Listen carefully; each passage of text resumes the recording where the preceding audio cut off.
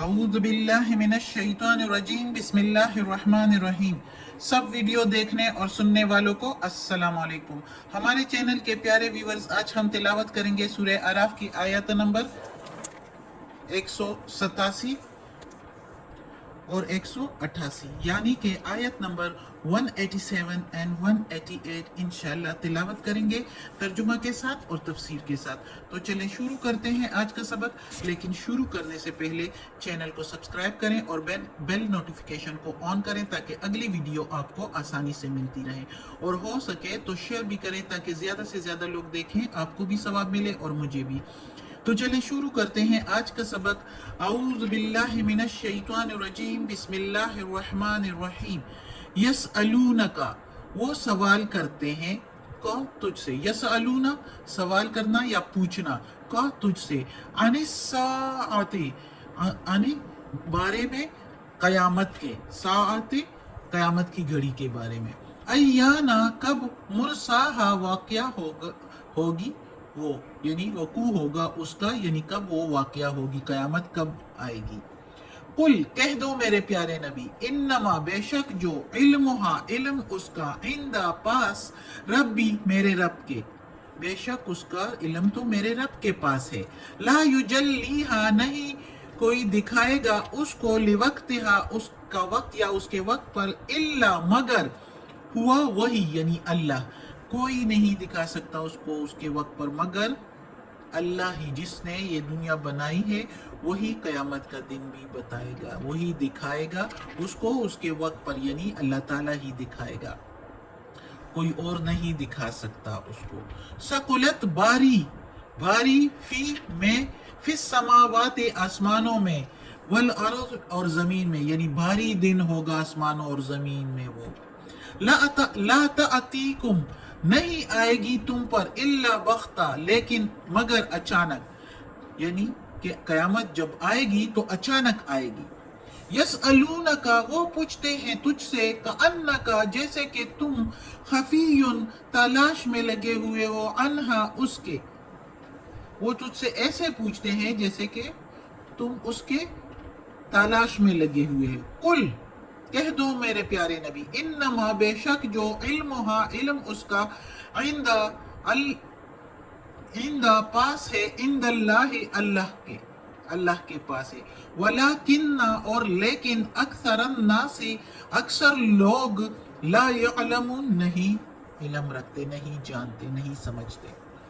اب اس آیت میں اللہ تعالیٰ قیامت کی گھڑی کا بتا رہے ہیں۔ اس سے پہلی آیتوں میں اللہ تعالیٰ نے ایک فرد کے موت کے بارے میں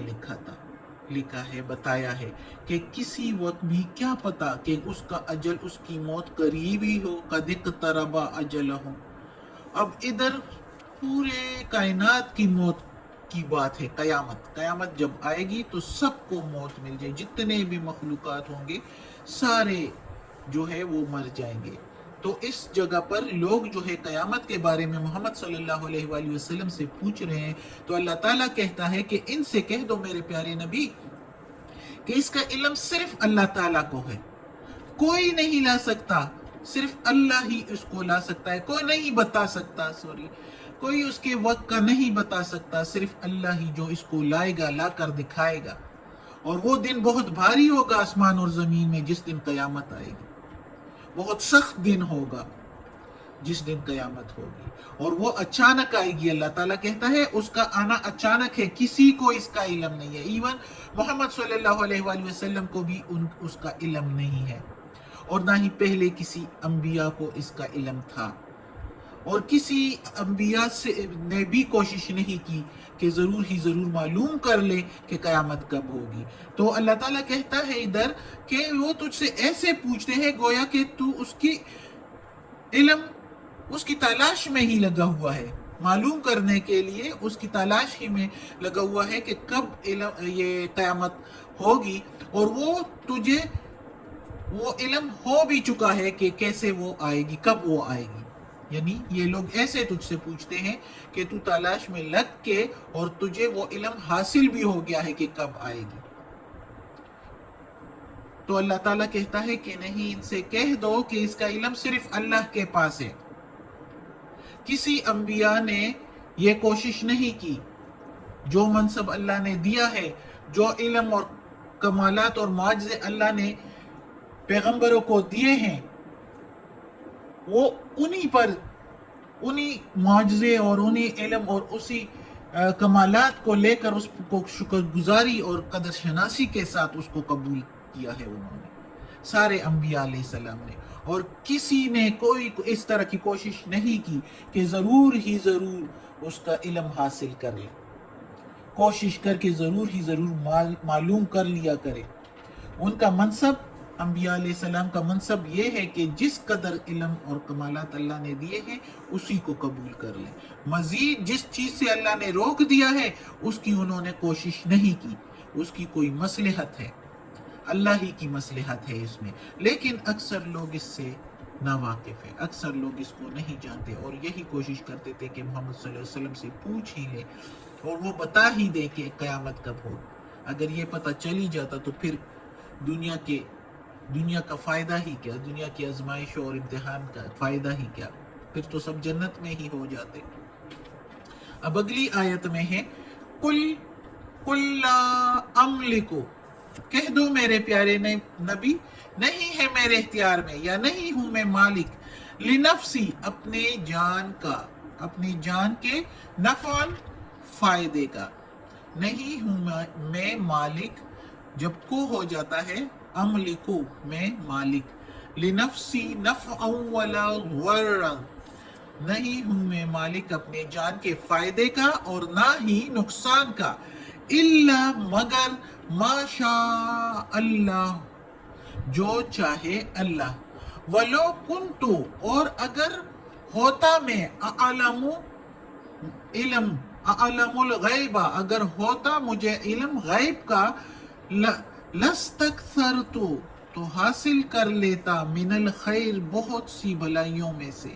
وما، اور نہیں، مسنی السوء، اور نہ پہنچتی مجھ کو کوئی برائی، نہ چھوتی مجھے کوئی برائی، ان انا، یہ کہ ہوں میں، الا مگر، نذیر، ڈرانے والا، نذیر و بشیر لقوم یؤمنون، مگر ہوں میں ڈرانے والا اور خوشخبری دینے والا قوم، ایمان والوں کو، ایمان والے لوگوں کو خوشخبری دینے والا اور ڈر سنانے والا. اب اس آیت میں اللہ تعالیٰ کہتا ہے کہ اے میرے پیارے نبی، ان لوگوں سے کہہ دو کہ ایون میں تو اپنی جان کے فائدے اور نقصان کا مالک نہیں ہوں، اختیار نہیں ہے مجھے اپنے جان کے بارے میں بھی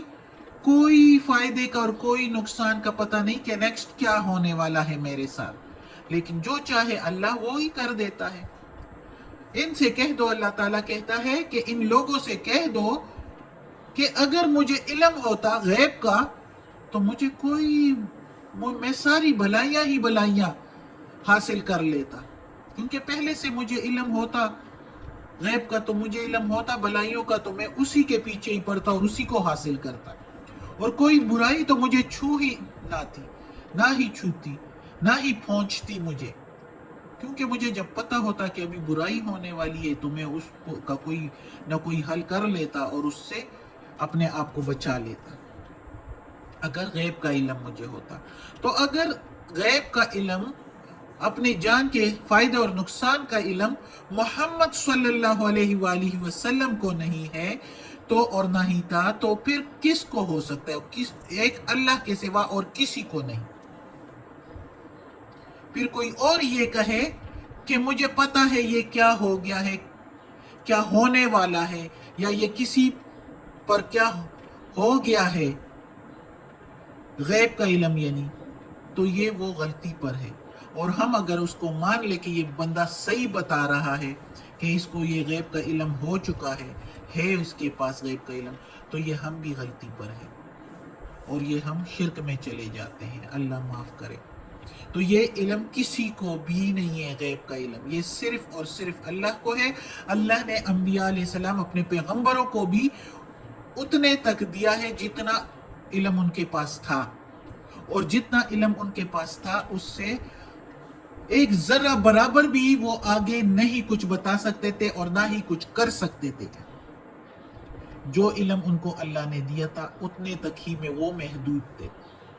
لمیٹڈ علم،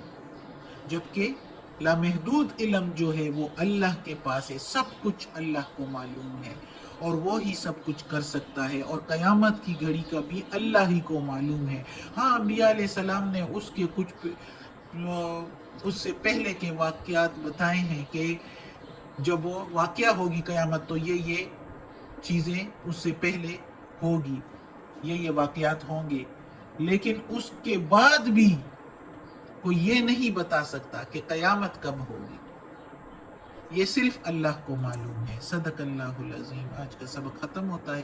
اللہ ہمیں توفیق دے اس قرآن مجید کا ترجمہ مکمل کرنے کی اور اس پر عمل کرنے کی توفیق دے۔ صدق اللہ العظیم۔